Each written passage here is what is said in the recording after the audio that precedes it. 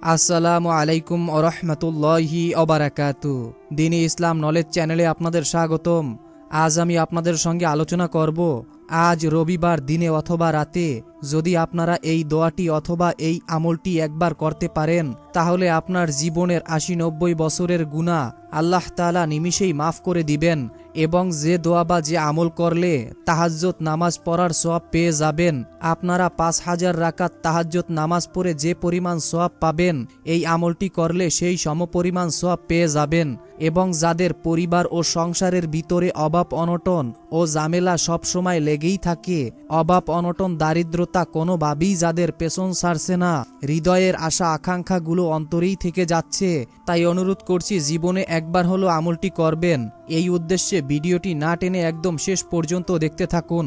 অনুরোধ করছি, আমরা এই প্রথমবার নারীদের ছবি ছাড়া কিংবা হারাম কোনো ছবি ছাড়া ইউটিউবে ভিডিও দিয়ে থাকছি।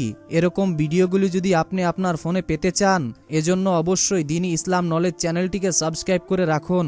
তো চলুন শুরু করি। প্রিয় দ্বীনী ভাই এবং বোনেরা, জীবনে চলার পথে মানুষের দ্বারা গুনাহ হয়েই যেতে পারে, তবে গুনাহমুক্ত জীবন আল্লাহর সবচেয়ে বড় নেয়ামত। গুনাহ থেকে মুক্তি থাকলেই পরকালে মিলবে জান্নাত। হযরত আবু হুরায়রা রাদিয়াল্লাহু তাআলা আনহু থেকে বর্ণিত, নবী করিম সাল্লাল্লাহু আলাইহি ওয়াসাল্লাম বলেছেন, তোমাদের প্রত্যেক ব্যক্তির দোয়া কবুল হয়ে থাকে যদি সে তাড়াহুড়া না করে আর বলে যে আমি দোয়া করলাম কিন্তু আমার দোয়া তো কবুল হলো না। অর্থাৎ দোয়া কবুলের ব্যাপারে আপনাদেরকে আল্লাহর উপর সম্পূর্ণ বিশ্বাস রাখতে হবে। যেমন আপনি আজকের এই আমলটি করতেছেন, আপনি মনের ভিতরে কোনো সন্দেহ রাখবেন না যে আমার দোয়া কবুল হয়েছে কিনা। অবশ্যই আপনি এতটুকু শতভাগ গ্যারান্টি নিয়ে দোয়া করবেন যে আমি দোয়া করেছি, এটা আল্লাহ কবুল করবেনই করবেন। এভাবে শতভাগ বিশ্বাস নিয়ে যদি আপনি আমলটি করতে পারেন, আমি ওয়ারেন্টি নয় বরং গ্যারান্টি দিয়ে বলতে পারি, আল্লাহ তাআলা আপনার জীবনের গুনাহকে মাফ করে তো দিবেনই, এর সঙ্গে সঙ্গে যত বিপদ আপদ বালা মুসিবত রয়েছে আল্লাহ তাআলা তা দূর করে দিবেন। হাদিসে এসেছে, হযরত জাবের রাদিয়াল্লাহু তাআলা আনহু থেকে বর্ণিত, তিনি বলেন, আমি রাসূলুল্লাহ সাল্লাল্লাহু আলাইহি ওয়াসাল্লামকে বলতে শুনেছি, কোনো ব্যক্তি আল্লাহর কাছে কোনো কিছুর প্রার্থনা করলে আল্লাহ তাআলা তা দান করেন অথবা তদা অনুযায়ী তার কোনো অমঙ্গল প্রতিহত করেন, যতক্ষণ না সে কোনো পাপাচারে লিপ্ত হয় বা আত্মীয়তার সম্পর্ক ছিন্ন করার জন্য কোনো দোয়া করে। অর্থাৎ দ্বীনী ভাই এবং বোনেরা, আপনাদের আমাদের দোয়া কবুল হওয়ার ৩টি সিস্টেম বা ৩টি পদ্ধতি রয়েছে। প্রথম পদ্ধতি, আপনি যখন দোয়া করবেন তখন সাথে সাথে আল্লাহ তাআলা কবুল করে নেবেন। আরেকটি পদ্ধতি হচ্ছে, আপনি দোয়া করলেন কিছুদিনের মধ্যে আপনার দোয়া কবুল হয়ে যাবে। আরেকটি পদ্ধতি হচ্ছে, আমি যেই দোয়াটি করলাম আল্লাহর কাছে, সেই দোয়াটি আল্লাহ তাআলা আখিরাতের জন্য, কিয়ামতের জন্য মজুদ করে রেখেছেন। অর্থাৎ কিয়ামতের দিন যখন আমাদের বিচার করা হবে, হিসাব করা হবে, তখন যদি আপনার আমল নামা কম হয়ে যায়, তখন আল্লাহ তাআলা আপনাকে এই আমল দ্বারা, অর্থাৎ দুনিয়াতে বসে আপনি যেই দোয়াগুলো করেছেন, যেগুলো দুনিয়াতে কবুল হয় নাই, সেই দোয়াগুলো দিয়ে আল্লাহ তাআলা ওই সময় আমল নামা বাড়ি করে দিবেন। সুবহানাল্লাহ, সুবহানাল্লাহ। তো দ্বীনী ভাই এবং বোনেরা, সর্বপ্রথম আমি আপনাদেরকে ঋণ মুক্তির দোয়া ও আমল বলে দিব। এই আমলটি অবশ্যই মনোযোগের সাথে শুনুন। আমরা সবাই চাই আমাদের কারো জীবনেই যেন ঋণ না থাকে, কারো যেন অভাব না থাকে। এক লোক ঋণ পরিশোধের জন্য ইসলামের চতুর্থ খলিফা হযরত আলী রাদিয়াল্লাহু তাআলা আনহু এর কাছে কিছু সাহায্য চাইলেন। আলী রাদিয়াল্লাহু তাআলা আনহু তাকে বললেন, রাসূল সাল্লাল্লাহু আলাইহি ওয়াসাল্লাম আমাকে কয়টি বাক্য শিখিয়ে দিয়েছেন, আমি কি তোমাকে সেটা শিখিয়ে দেব? সেটা পড়লে আল্লাহ তোমার ঋণের দায়িত্ব নেবেন। অর্থাৎ এখানে আল্লাহ তাআলা নিজেই দায়িত্ব নিবেন। এই হাদিসে তা প্রমাণিত। তোমার ঋণ যদি পাহাড় পরিমাণ হয়, তাহলে আল্লাহ তাআলা তা তোমার পক্ষ থেকে আদায় করে দেবেন। এরপর আলী রাদিয়াল্লাহু তাআলা আনহু ওই ব্যক্তিকে এই কথাগুলো শিখিয়ে দিলেন। দোয়াগুলো আমি আপনাদেরকে বলে দিচ্ছি, মনোযোগের সাথে শুনুন। এরপরে নিয়মটিও বলে দেব, নিয়মটি জেনে আমলটি করবেন। আল্লাহুম্মা গফিরনি বিহালালিকা আন হারামিকা ওয়াগনিনি বিফাদলিকা আম্মান সিওয়াকা। অর্থ, হে আল্লাহ, হারামের পরিবর্তে তোমার হালাল রুজি আমার জন্য যথেষ্ট করো, আর তোমাকে ছাড়া আমার কারো মুখাপেক্ষী করো না, এবং তোমার অনুগ্রহ দিয়ে আমাকে সচ্ছলতা দান করো। তিরমিজি শরীফের হাদিস। দ্বীনী ভাই এবং বোনেরা, আমি এখন আপনাদেরকে কয়েকটি আমলের কথা বলে দিব, যে আমলগুলো করলে সর্বদা আপনাদের রিজিকের অভাব অনটন থাকবে না, আল্লাহর রহমত আপনাদের ঘরের উপরে নাজিল হবে, আপনার উপর আল্লাহ তাআলা খুশি হয়ে আল্লাহর রহমত নাজিল করবেন। হযরত ইবনে আব্বাস রাদিয়াল্লাহু তাআলা আনহু থেকে বর্ণিত, তিনি বর্ণনা করেন, যারা বেশি বেশি তওবা ইস্তেগফার করে, তাদের সামনে যত কষ্টই হোক, যত অভাব অনটনই থাকুক না কেন, মহান আল্লাহ তাআলা তা সমাধান করে দেন। সুতরাং বেশি বেশি তওবা ও ইস্তেগফার করা মুমিন ব্যক্তির অন্যতম একটি গুণ। তাই আপনারা যদি সর্বদা আল্লাহ তাআলার এই ইস্তেগফারের সঙ্গে লেগে থাকেন, আমি আশা করি আপনাদের জীবনের সমস্ত সংকট কেটে যাবে।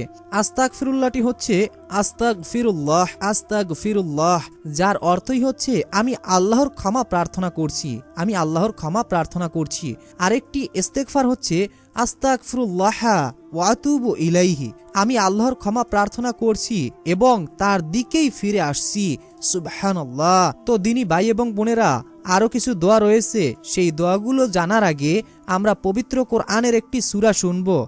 আমরা সবাই জানি যে পবিত্র কোরআনের সূরা শুনলে প্রতিটা হরফে 10টি করে নেকি আল্লাহ তাআলা আমাদের আমলনামায় লিখে দেবেন এবং ফেরেশতারা আমাদের জন্য দোয়া করবেন এবং আমাদের মনের অপূর্ণ আশাগুলো আল্লাহ তাআলা এই সূরা শোনার ওসিলায় পূরণ করে দেবেন। আপনারা অনেকেই আছেন যারা আমাদের ভিডিওগুলো দেখেন, অনেক দিনই ভাই ও বোনেরা প্রশ্ন করেছেন এবং তারা জানিয়েছেন যে আমরা সূরা শুনে ফলাফল পেয়েছি।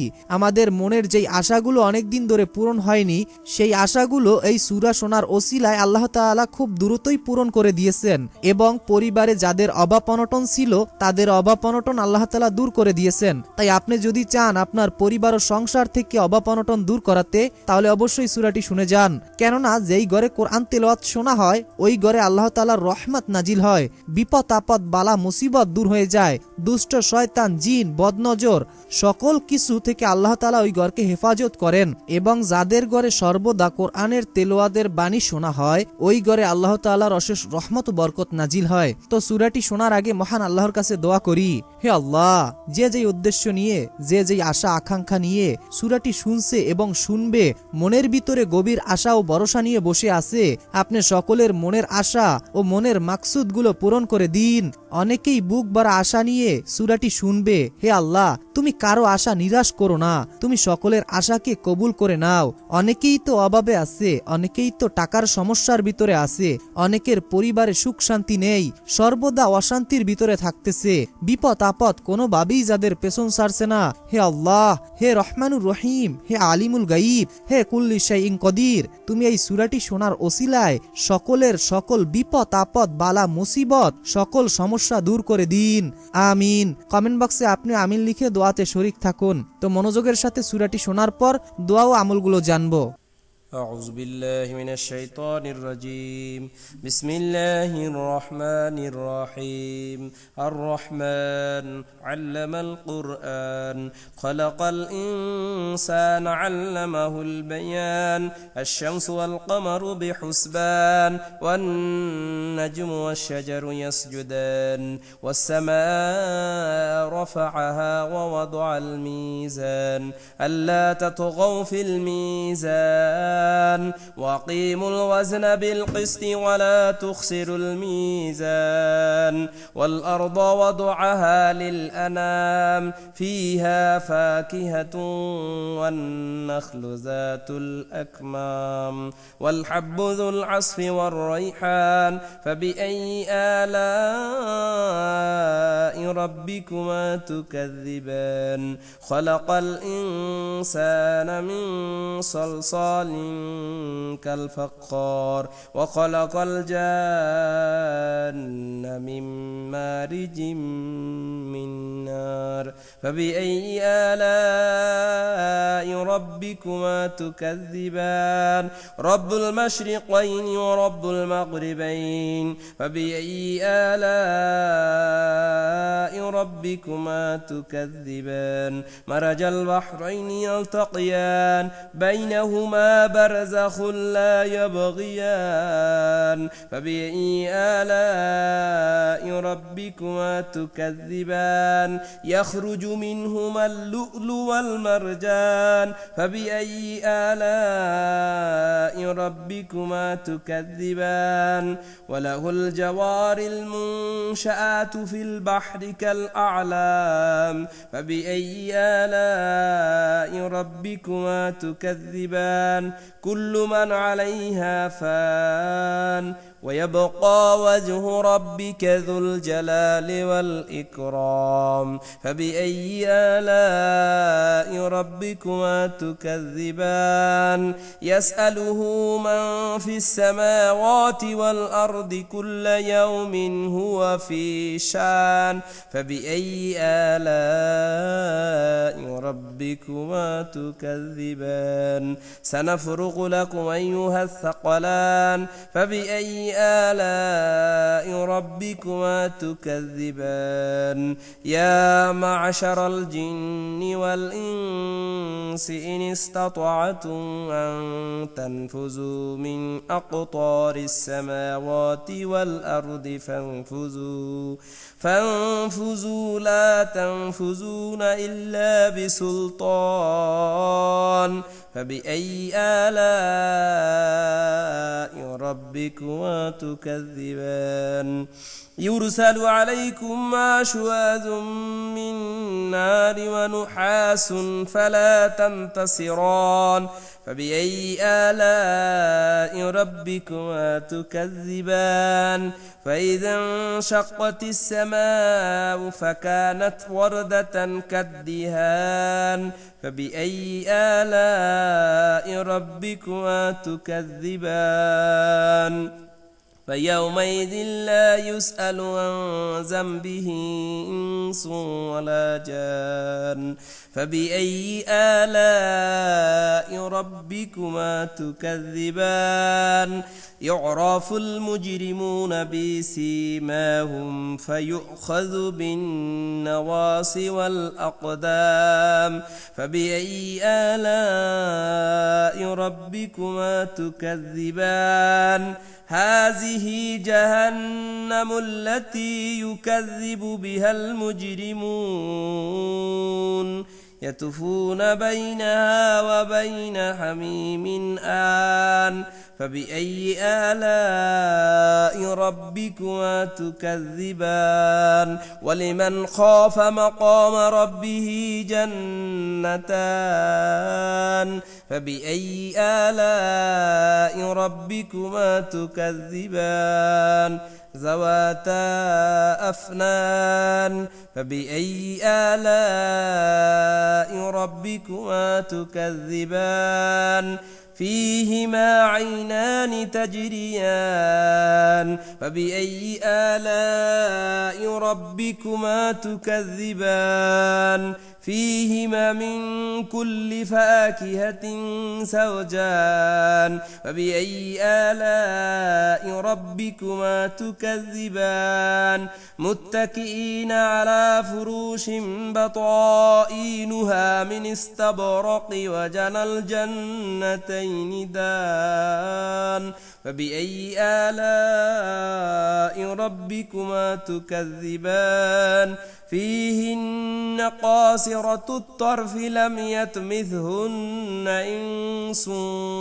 قبلهم ولا جان فبأي آلاء ربكما تكذبان كأنهن الياقوت والمرجان فبأي آلاء ربكما تكذبان هل جزاء الإحسان إلا الإحسان فبأي آلاء ربكما تكذبان ومن دونهما جنتان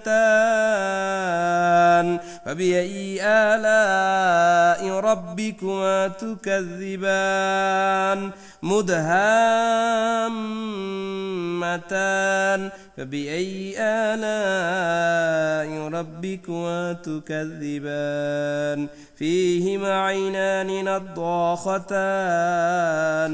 فبأي آلاء ربكما تكذبان فيهما فاكهة والنخل والرمان فبأي آلاء ربكما تكذبان فيهن خيرات حسان فبأي آلاء ربكما تكذبان حور مقصورات خيرات في الخيام فبأي آلاء ربكما تكذبان لم يطمثهن إنس قبلهم ولا جان فبأي آلاء ربكما تكذبان متكئين على رفرف خضر وأبقار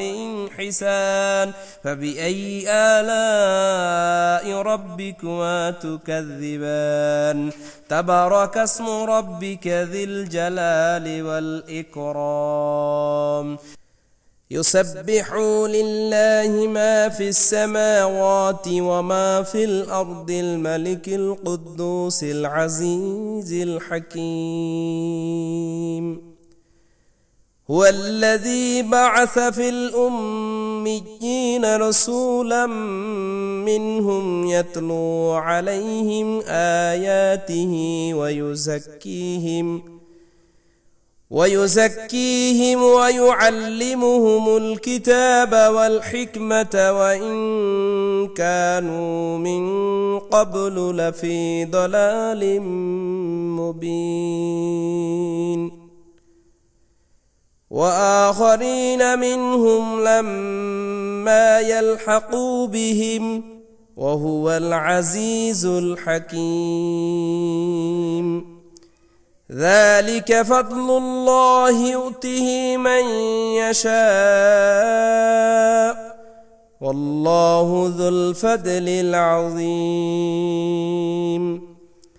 مثل الذين حملوا التوراة ثم لم يحملوها كمثل الحمار يحمل أسفارا بئس مثل القوم الذين كذبوا بآيات الله والله لا يهدي القوم الظالمين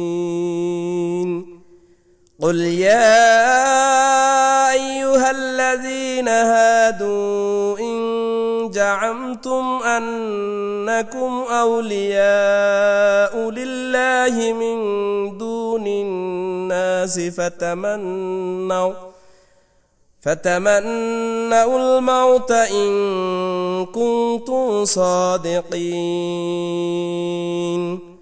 ولن يتمنونه أبدا بما قدمت أيديهم والله عليم بالظالمين قل إن الموت الذي تفرون منه فإنه ملاقيكم ثم تردون إلى عالم الغيب والشهادة فينبئكم بما كنتم تعملون يا أيها الذين آمنوا إذا نودي للصلاة من يوم الجمعة فاسعوا إلى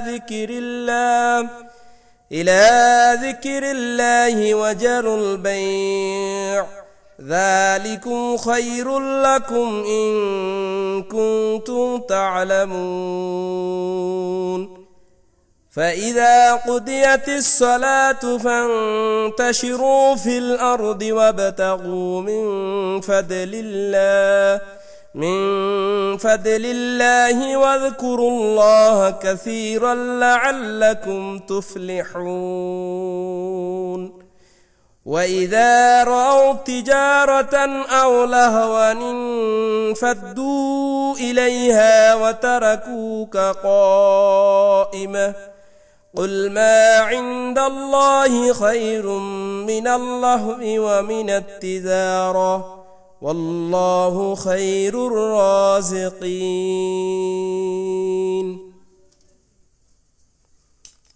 ইসলাম প্রিয় দিনী ভাই এবং বোনেরা, আমি আশা করি আপনারা সকলেই মনোযোগের সাথে সূরাটি শুনেছেন। তো আমি এখন আপনাদেরকে দোয়া ও আমলের নিয়মগুলো বলে দিচ্ছি।